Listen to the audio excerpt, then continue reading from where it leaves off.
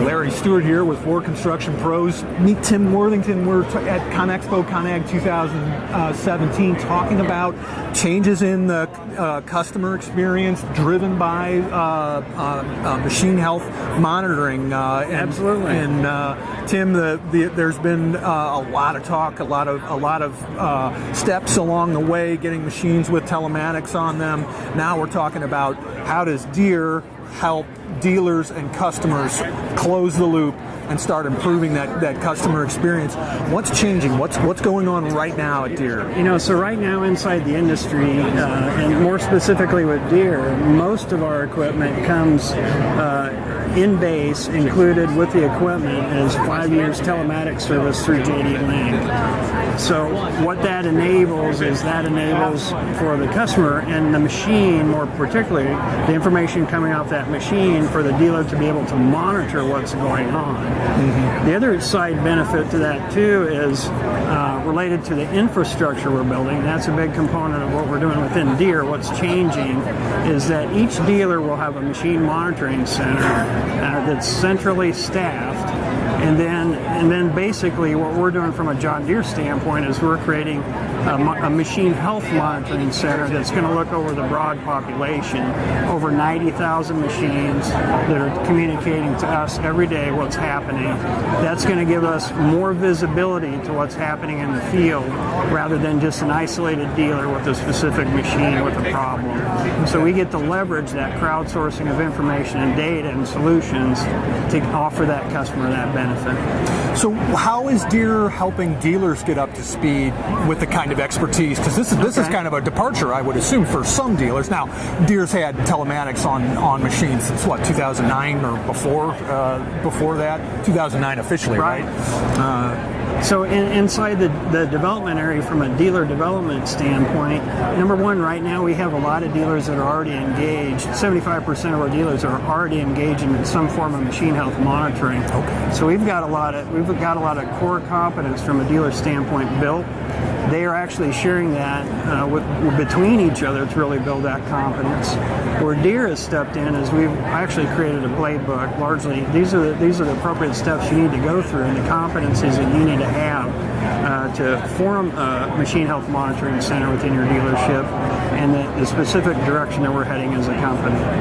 Well, it's interesting because the dealer's level of professionalism really goes a long way toward assuring customers that this isn't a Big Brother experience. This is, this is a partnership situation. With that playbook that you mentioned, what do you think are the elements that are going to be most reassuring to customers that that this is something that's going to be good for everybody?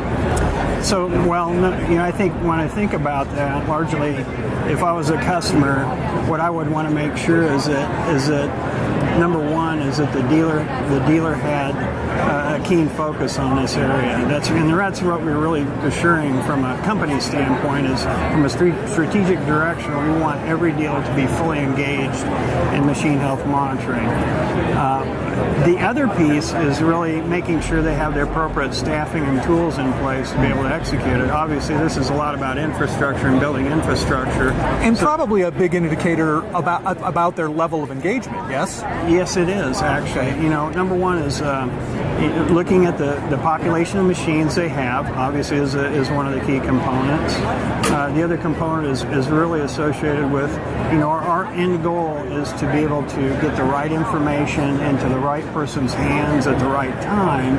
Our success is largely predicated on preempting failures rather than being reactive to failures. Mm-hmm. And that's really the core piece of some of the fundamentals that we have around this playbook overall. I mentioned that really brings Deere into the Deere corporate into this whole equation is being able to analyze the size of data well that you have as a result of all these connected machines out there, and start really building the algorithms to really learn how to predict failures and predict situations. Yeah. Yes?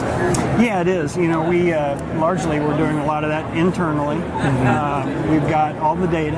It's this whole concept around big data and analytics behind that. There are many different ways to look at the data to discern those things. And again, it's based on product form and really what's happening with the machine. For a non-data scientist perspective, how do you describe what Deere's doing with the data and how Deere is particularly well suited to do what they're doing?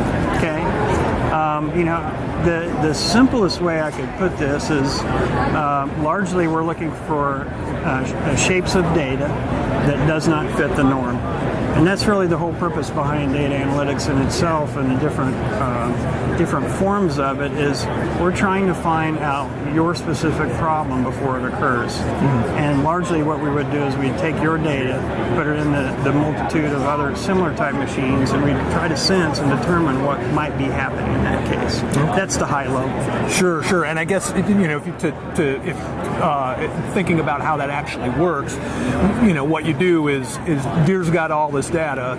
They can group together like application, obviously like models, right, but also like applications, perhaps to like conditions, altitude,